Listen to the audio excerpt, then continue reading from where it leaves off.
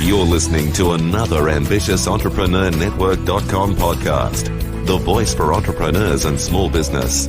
Now, onto the show.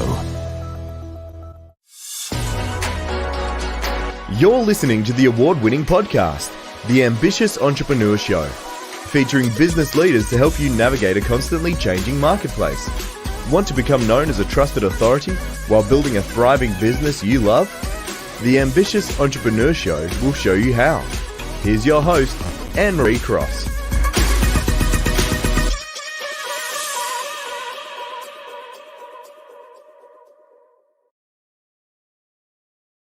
And welcome to another episode of the Ambitious Entrepreneur Show, brought to you by the influencealliance.com, which is the business building community for coaches and consultants who want to build a profitable and scalable business while bring a much bigger message and make a difference in the world with their expertise. And I'm your host, Anne-Marie Cross.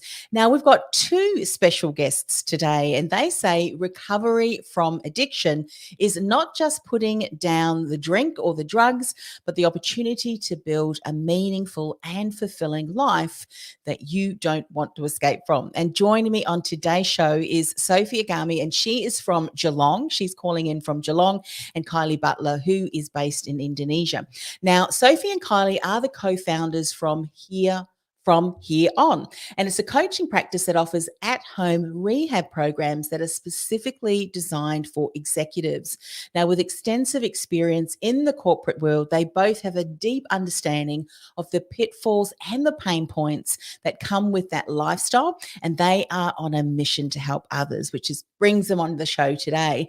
Now, both of them today are going to share how we can navigate the challenges of addiction, the types of addiction that are rife in the corporate world, as well as how to get recovery or into recovery from addiction and how to support others along that process. So lots of topics and very important things to talk about today. Welcome, ladies.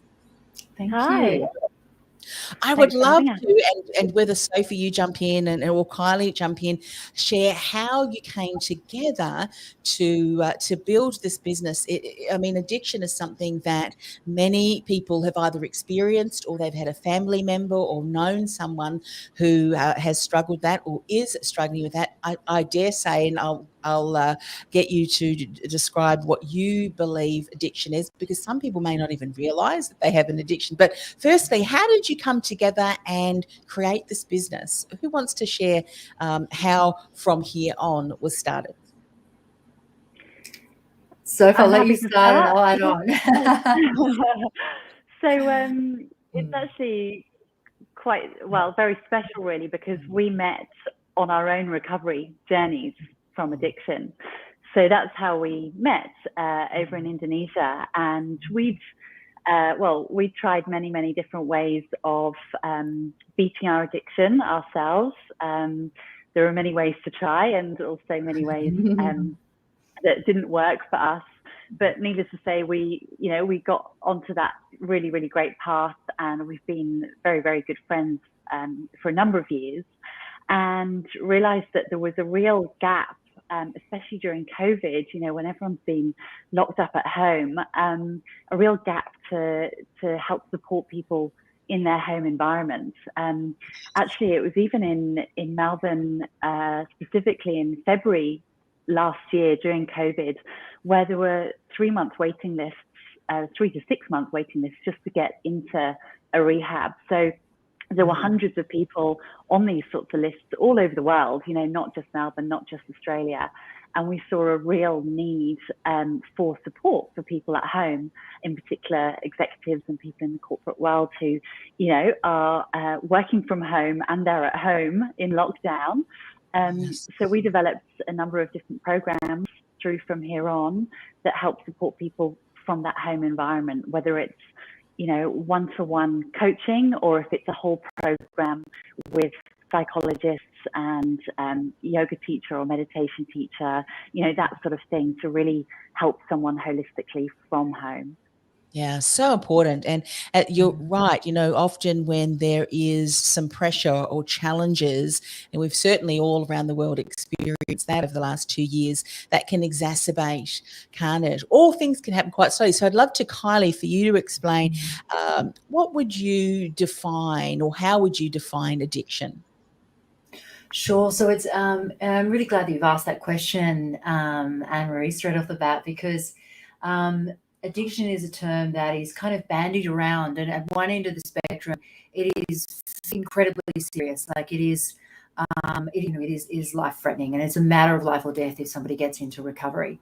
And then we look at the other end of the spectrum, and that is that we all have a craving mind. As humans, we want dopamine. It's in the natural reward centers of our brain. If we do something that feels good, we get more. And we're in this hyper-connected, disconnected world where so many people want relief from self, from the pressure. Let's not even talking about the last couple of years we've endured. So addiction is a chronic relapsing disease. It is a chronic neurological condition, and it is, at its absolute essence, it is the pathological soothing of a deep psychological wound. So what happens in trauma, and we can look at it on the medical DSM-5 criteria.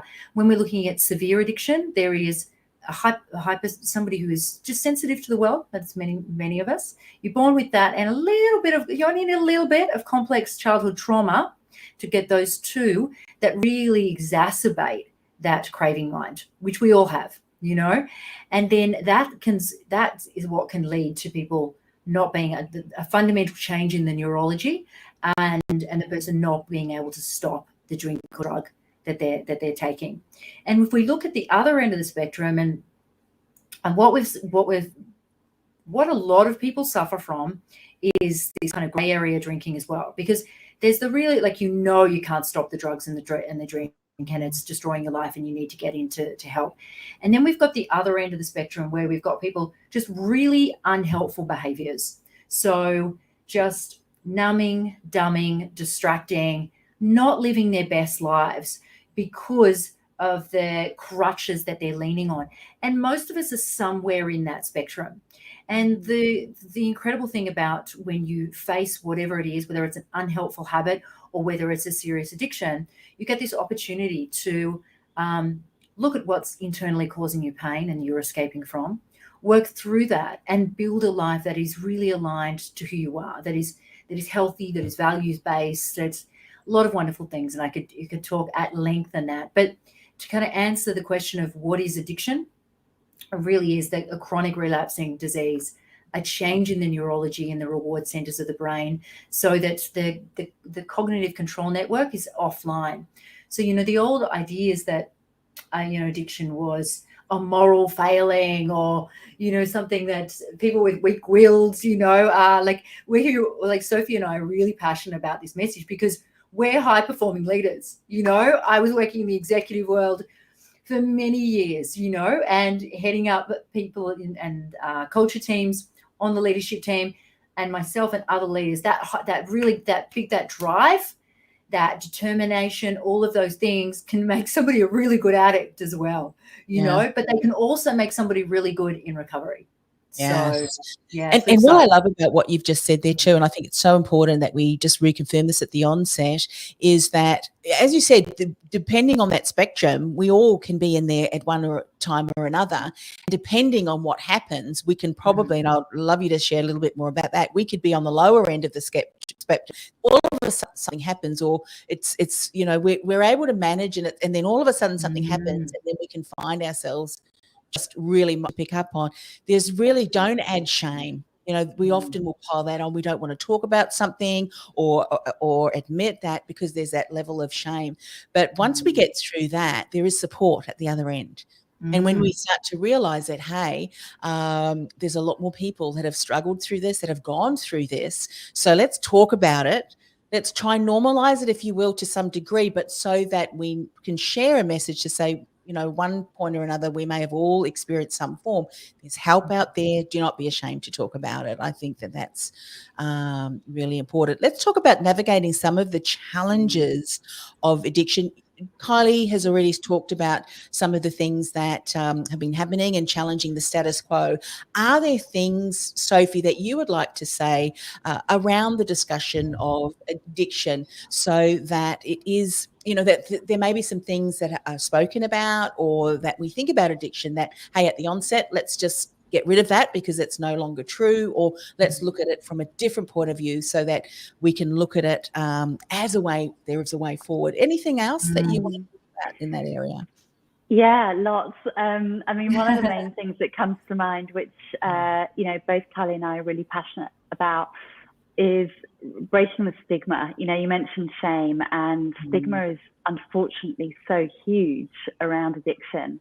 And it's easier said than done, to kind of, from our perspective, we can see how vast the recovery network and community is now that we've sort of, after having the courage to dip the toe in. But on the other side, when someone's actually in addiction, it can be a really frightening and scary prospect. And actually, ironically, though, that the addiction, the side of addiction, is the isolating part. And, once in recovery, someone will then really experience a lot of the connection and love and everything that comes with it. So off the back of that, what we believe in, and Kylie, please jump in, but one of the things we talk about a lot is how this is really attached to mental health. This is a mental health topic. It doesn't sit on its own in a shame cave, like Kylie was mentioning earlier about, a moral failing or anything like that. This really is to do with our mental health. And if we can start moving it into that area so that people see it as that, the quicker people can really sort of see it as that and either ask for help or offer help. Yes. And do you think, and we're going to talk about the types of addictions that are rife in the corporate world, and if you want to kind of bring that into the conversation because it segues beautifully, go ahead and do that. But would you find that there are many people that maybe they know that there is something there, and then not really knowing how to approach people, or maybe that there is that shame that they try and keep that hidden? Do you find that people who have come through to you, and maybe even this is your story too, that you didn't talk about that because there was this kind of stigma there? What was kind of your experiences, or the experiences that typically you find others when they come to you? Has it been around for a while? What sort of things are you hearing and seeing? Interestingly, when people do talk about it, they feel like no one's going to understand, or they're going to be shamed for it. But actually, everyone seems to know someone that's had this happen in their family or friends. So once it's actually out, people generally are welcomed. But I think it's the fear, the expected fear, rather than, ever having experienced that happen or someone else be shamed or anything like that.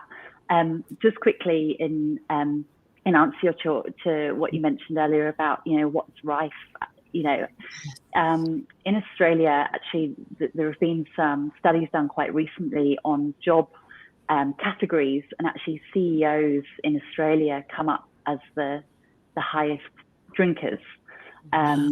But yeah, which is it's quite by quite a large margin actually. And then Kylie, do you want to jump in? There's obviously in Australia. Yeah, I'd also say there aren't go ahead. some of the stats around Australia aren't as strong as in the US, but we know in the US it's about 11% of CEOs suffer from addiction. Like, it's really, like, as we've kind of alluded to, there's certain elements of that kind of high performance, high drive, that can mean that people will rely on a crutch. And it's also that drive, again, of really complex, reasons behind the neurology of that. But the net result being that high performance leaders and addicts have something in common, and one is prone to be the other. And the other thing to expand on the point that we're discussing around that, like, when do people come to us? What's, how are they kind of getting to us? Have they been, what process do you go through to kind of announce, okay, I think there's a problem? And I think I can speak for both of us here and say we both spent a lot of time and a lot of effort hiding it. you know, like I was launching a new podcast, everything was shiny, had an engagement ring on my finger, like it looked shiny, you know, and there was so much work involved in keeping that appearance up too. And that's what people in high position leadership roles will really find in any corporate role, and actually in any environment, the amount of lies and deception you need to keep up this facade that everything's okay is absolutely exhausting.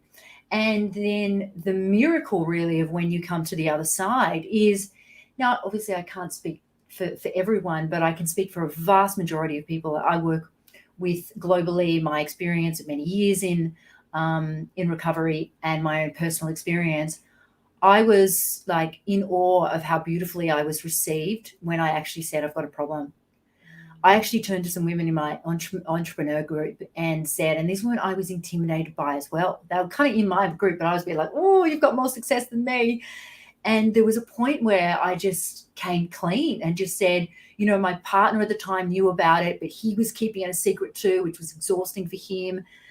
And then because I was going through this kind of relapse, recycle, and everything's good again, and then falling over, and you know, not drinking for months, and then falling over. Everyone's story is different, but ultimately that point where I opened up and said, you know, I'm struggling, I need help, and the women in particular that came to me, but also the men that said, your bravery, your honesty, your, you know, the courage that you have to be so authentic is so beautiful, and I'm in awe. And hey, I've been hiding this, and I've been hiding this, and now you become the helpline for everyone when you get strong.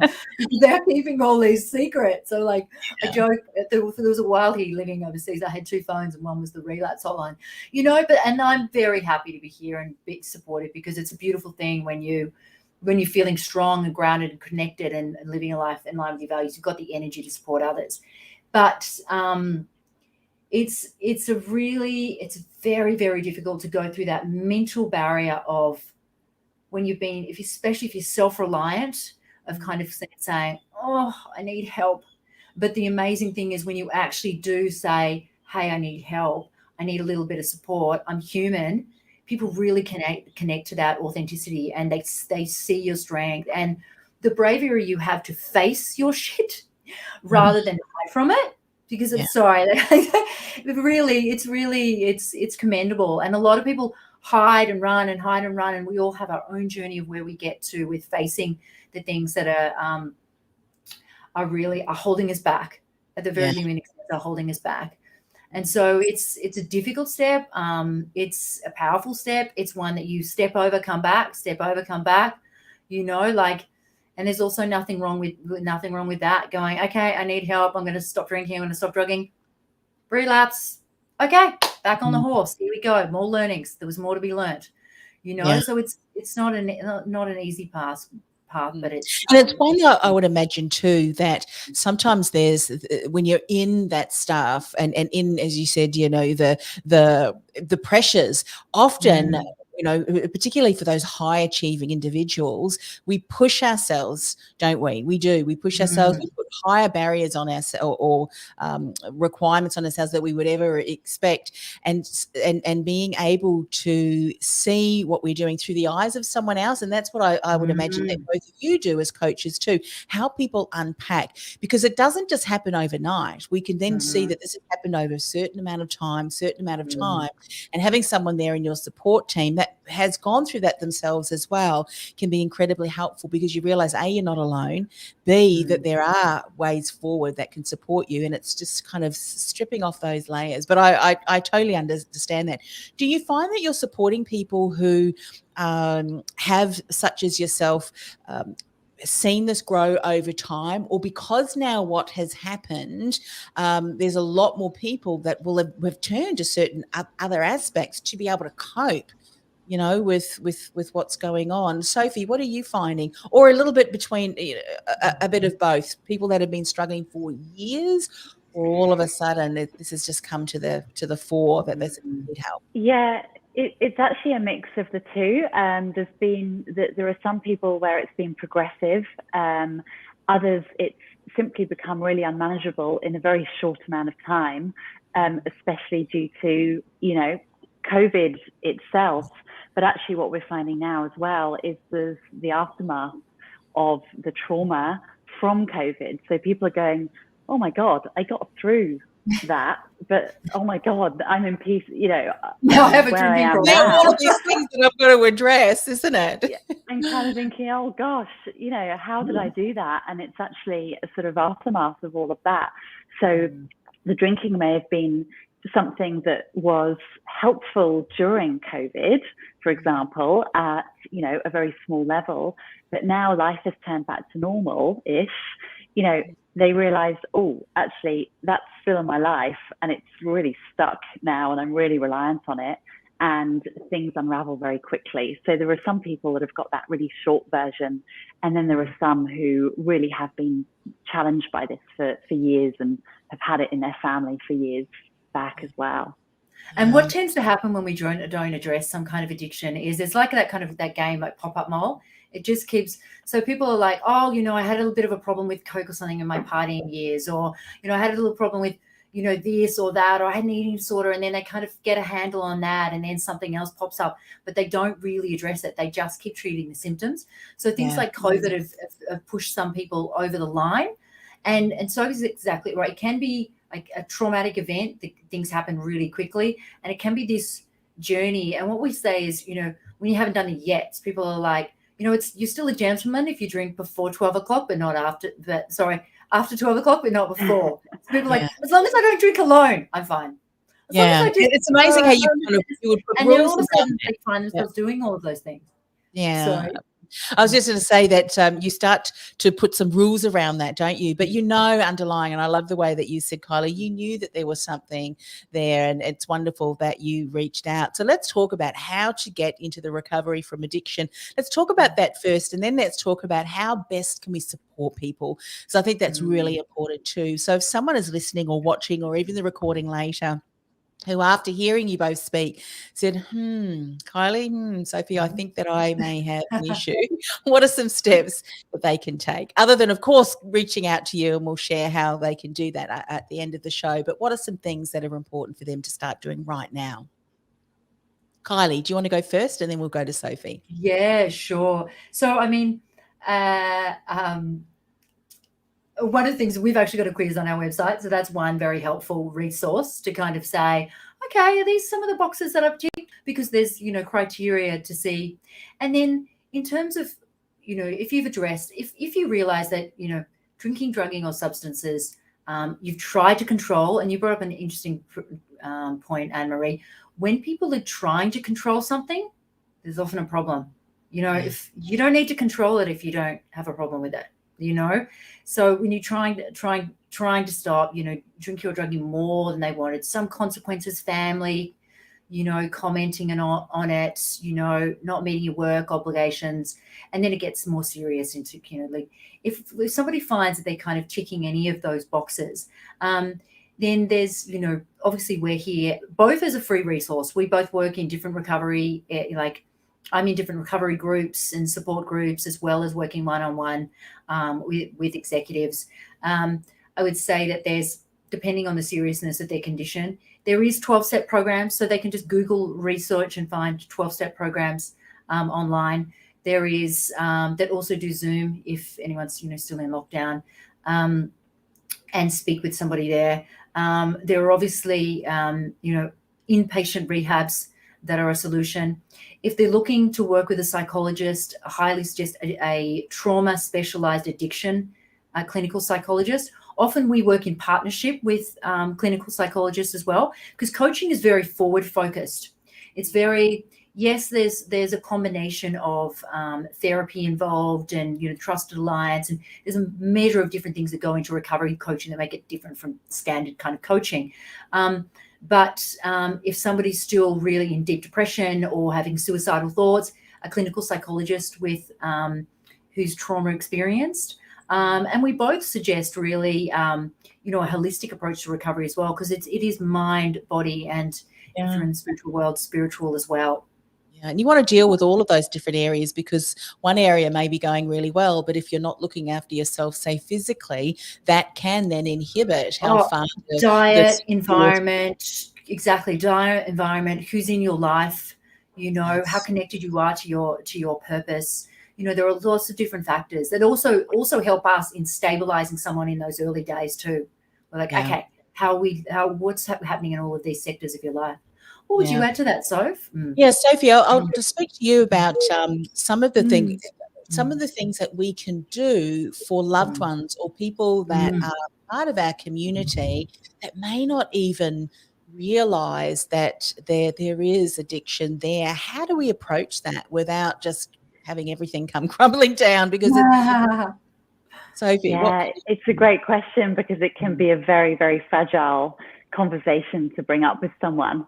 The bottom, the foundation stone of it really is compassion and no judgment. You know, if someone approaches you and says, you know, I think I've got this, compassion and non-judgment are going to be the really most helpful things in that moment. And also, just as Kylie's, you know, suggested all of these different ways to get help, there are so many ways that someone can get some information, do some reading online, that sort of thing. So yeah, many ways, but I think the main one is certainly that non-judgment and that love, really, because it can be something really, really difficult for someone to bring up. So it's you know, it takes a huge amount of courage. So if that's and also no interventions. Sorry, Kylie. Sorry, what was that, Kylie? No, I was just going to say, to add to Sophie's point. Sorry, I think I've got a bit of a delay here. Interventions are rarely successful. So if somebody has, you know, if they've got a family member, a loved one, somebody at work, you find a time when that person is sober as well. Say, hey, can we have a chat? You know, if you want to address someone, and also the other thing that, you know, often people ask me, like, should I step in more? Should I take their keys away when they don't drink? Should I take their bottle away? Or, you know, what should I do? What should I do? And, you know, as Sophie said, it's just an honest conversation without compassion and judgment, and no threats, you know, because the person who is suffering in and using a crutch of drugs or alcohol or whatever it is, they've got some level of anxiety or depression. And the moment we pile any kind of extra anxiety, judgment, fear of loss, fear of connection, if you say, I'm going to leave you if you don't stop drinking. Now, the person can establish healthy boundaries and say, you can't stay in this house while you continue to drink or drug. You know, if it's you know, that kind of desperate situation. So the person addressing the person with addictive behaviors can still hold their own boundaries, but it's really important to say compassion, no judgment, no threats, and really try not to you talk about, you know, a lot of people think they need to force somebody into some tough love or force them into a rock bottom. If I cut them off, if I tell them, you know, that I'm leaving, then they're going to ship up and, you know, it's going to work. But that's actually going to make the person more stressed, more upset, more alone, you know. So it is a very, very delicate topic. Yeah. And the other thing to add to that quickly is, you know, just to remember that it's not our responsibility to an extent, that there needs to be a boundary in place for that person to protect themselves. There's a cycle of addiction, and there are points in that cycle where someone in addiction isn't open to help. You know, there's contemplation, pre-contemplation, that person isn't going to be interested. Contemplation, they start being interested. Planning, action, those stages, that's where their ears will be open and more welcoming to this sort of language and discussion. So it's sort of being aware of, you know, okay, this person just might not be ready to hear this right now, and being accepting of that, and that we might not be able to fix as a word, fix or help that person at a certain stage. Yeah. And if it's in Kylie, you mentioned in your experience, your husband actually had to some degree seen that. And, for us, if we have a partner, or it could be a business partner, it could be a life partner, there may have been stages where, not that you've enabled that person, I guess you would have to ignore it. And so sometimes, it may be good to also get support yourself, so that you're better able to support your loved one or the person that you care about. Because sometimes what you do is you Beautifully wait put. until a situation gets to not a crisis point, but a critical point. Let me put it that way. And how we respond can either be, as you say, with compassion and with non-judgmental. But often if we wait till a critical point, the tone of voice or the look would be enough to trigger that person, can't it? So it's maybe get support for yourself, and maybe it is good to get someone else involved if you feel that you can't, because you may be very, as you said, Sophie, you could be in a situation where your own safety and well-being is at jeopardy, or is in jeopardy as well.